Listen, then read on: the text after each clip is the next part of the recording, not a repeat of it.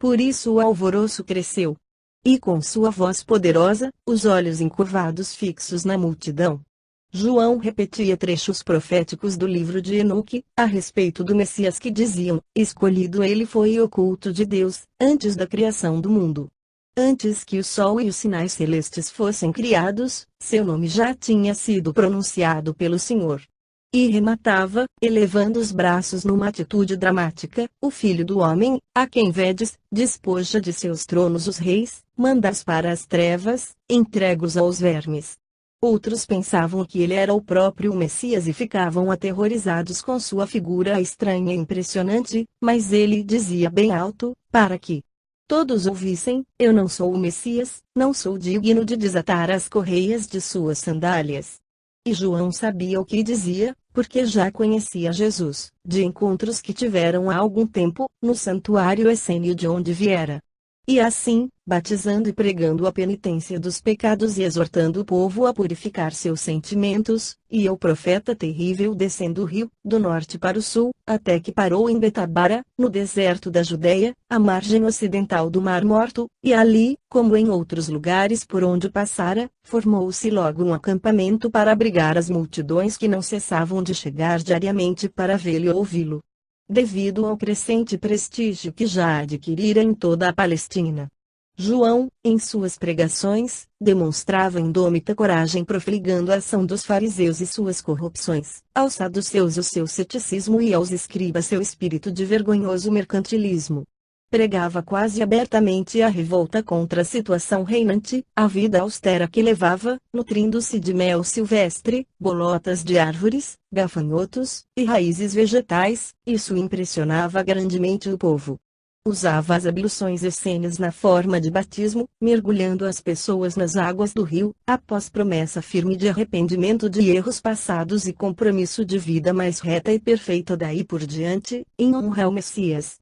Para o historiador Flávio Josefo, já citado, João Batista era um homem justo, de grande piedade, que exortava os judeus a abraçarem as virtudes, a exercerem a justiça e a receberem o batismo, tornando-se assim agradáveis a Deus.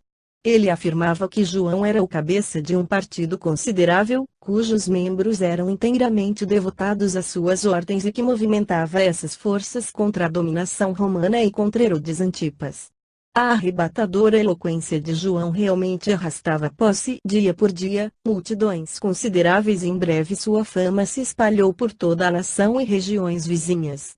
Pregava abertamente contra os romanos, os reis corruptos e o clero, sendo natural que, do ponto de vista político, fosse considerado por Josefo um revolucionário.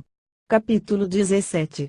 O início da tarefa pública. A aproximação de João e sua parada em Betabara era o sinal para Jesus de que sua hora também chegara e, por isso, abandonou sua casa de Nazaré e partiu ao encontro do precursor.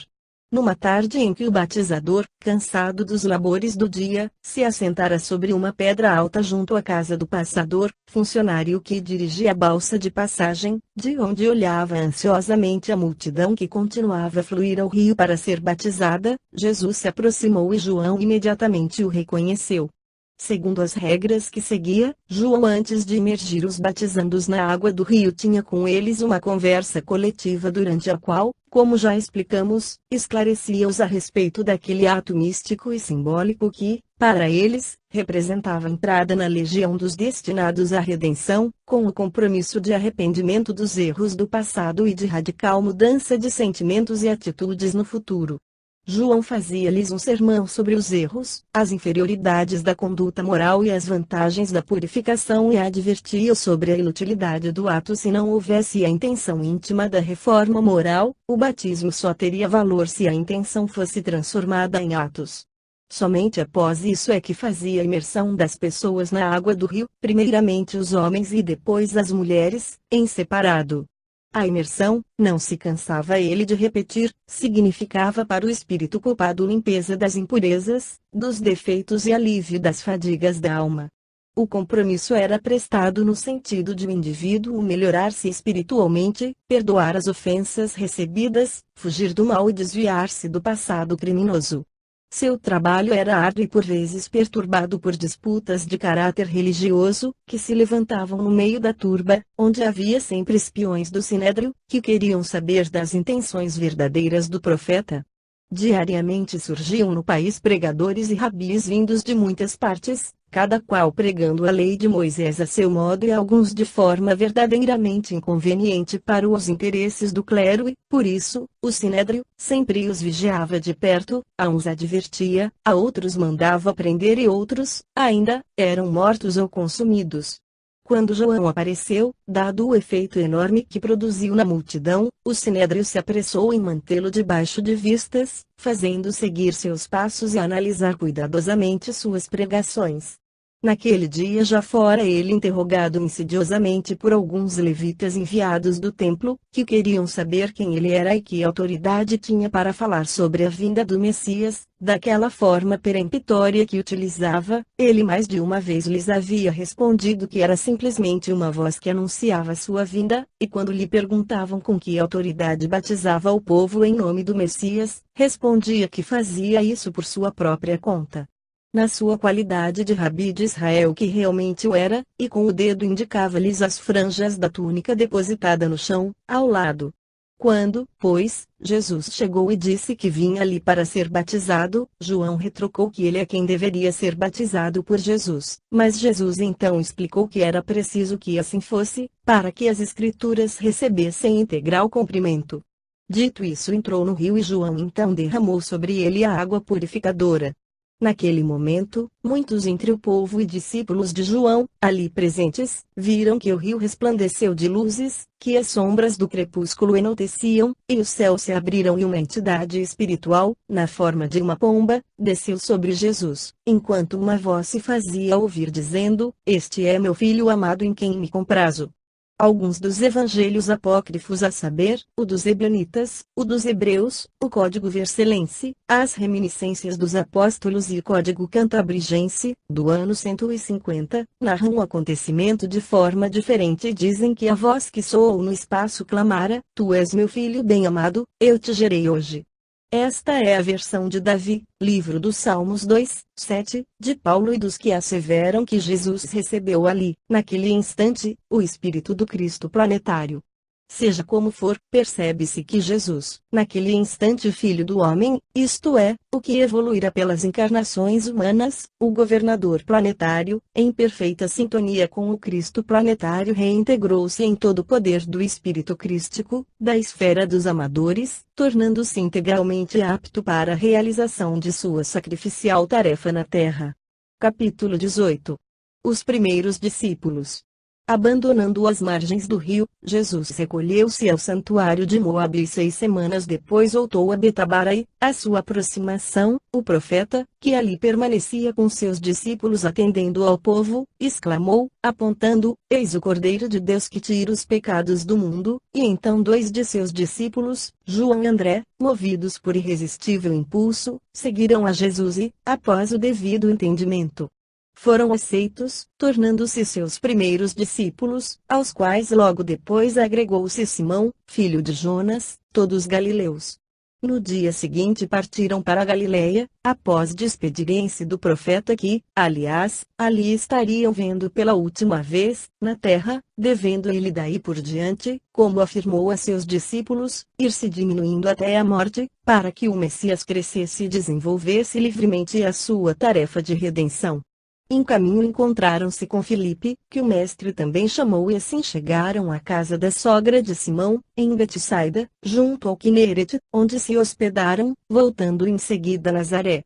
No dia seguinte, Filipe foi a Caná, cidadezinha perto de Nazaré, visitar um amigo chamado Natanael e, sentados debaixo de uma grande figueira, ao fundo da casa, contou-lhe que se tornara discípulo do Messias esperado, Jesus de Nazaré. Ao que Natanael contestou com o refrão conhecido: "Poderá vir alguma coisa boa de Nazaré?" Mas a insistência do amigo foram juntos até Jesus e Natanael é também recebido e incorporado ao grupo dos primeiros discípulos. Dias depois foram todos a Caná e compareceram a uma festa de bodas, de parentes afastados de Maria, a mãe de Jesus, que assim quis honrá-los e ajudá-los, porque eram pobres e onde, como narra o Evangelho, a seu pedido, Jesus realizou o seu primeiro milagre público, convertendo água em vinho. Quando sua mãe pediu-lhe para intervir, porque faltava vinho, ele primeiramente lhe respondeu que sua hora ainda não tinha chegado, mas para satisfazê-la, interveio da forma conhecida. Aos poucos foi-se completando o quadro dos discípulos até por fazer o número de 12 que, aliás, correspondia ao número das tribos de Israel. Foram eles, além dos já citados, os seguintes: Tiago, o maior, Mateus, Tomé, Tiago, o menor, Simão, o Zelote, Judas Tadeu e Judas de Queriote. A estes primeiros discípulos muitos outros se agregaram no decorrer das pregações, atingindo até o número de 72, porém, quando a tarefa tomou aspecto difícil, tornando-se trabalhosa e até mesmo perigosa, pela onda de hostilidades e ameaças que se acumularam contra Jesus e, também, por não compreenderem ou não concordarem com a doutrina que pregava, muitos se afastaram e, por fim, somente permaneceram junto dele os 12 primitivos. Numa determinada ocasião, ao verificar tal fato, Jesus perguntou aos discípulos citados se também não desejavam partir, ao que eles responderam: Para onde iremos, se somente tu tens as palavras da vida eterna? Destes 12, nos últimos dias, Judas de Queriote também o abandonou e, após a crucificação, foi substituído por Matias, pela sorte. Capítulo 19. Volta a Jerusalém. Estava-se no ano 31, Jesus, após o milagre de Caná, achava-se em Cafarnaum, cidade importante, pouco distante, situada às margens do lago Tiberíades, também chamado Genezaré ou Mar do Jardim dos Príncipes, localizado em vale paradisíaco, rodeado de jardins e pomares perfumados. O lago tinha 21 quilômetros de comprimento, 12 de largura, em seus extremos, e 170 quilômetros quadrados de superfície, e estava 200 metros abaixo do nível do Mediterrâneo. Como a Páscoa anual se aproximava, Jesus resolveu peregrinar com seus discípulos até Jerusalém. Seguiram o curso do Baixo Jordão, deixando a Samaria à direita, e ao atingirem o Monte das Oliveiras, deparou ele novamente com a cidade sagrada e seu majestoso templo, de rutilantes cúpulas de ouro.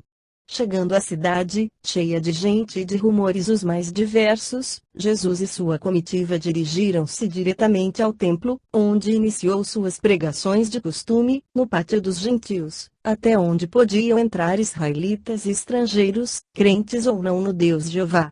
Já ali estivera há vários anos, acompanhando as peregrinações da família, mas esta era a primeira vez que o fazia como rabi de Israel, acompanhado de seus discípulos e já em plena responsabilidade e consciência de sua tarefa religiosa. Antes mesmo que começasse a falar ao povo, foi ferido na sua sensibilidade pelo enorme alarido que vinha dos fundos do templo e do pátio dos levitas, onde estava em pleno funcionamento o serviço sacrificial de holocaustos. Imagine-se, pois, Jesus, o Senhor da paz, da compaixão e do amor extremado a todos os seres, a expressão viva da retidão, doçura, pureza, penetrando naquele ambiente deparando com semelhante espetáculo. Como deveria ter sido ferida sua extraordinária sensibilidade espiritual ao contato daqueles sentimentos bárbaros, daquelas vibrações negativas e venenosas. Assim se justificaria a passagem do Evangelho pela qual ele pediu a seus discípulos uma corda, agitou-a no ar e expulsou dali todos os traficantes. Se tal realmente aconteceu, é pouco de crer, porque a hierarquia espiritual de Jesus sobrepairava muito acima de qualquer violência, e também porque ele possuía a força espiritual necessária para agir sobre aqueles homens por muitos meios, como fazia com leprosos, cegos e paralíticos. Mas se realmente aconteceu, compreende-se que atrás do látego estariam as tremendas vibrações do seu poderoso espírito e a força concentrada de todos os agentes do mundo invisível ligados à sua tarefa planetária, sempre prontos a obedecer às suas vontades, e ali estaria também o prestígio quase místico de que gozavam todos os profetas e rabis.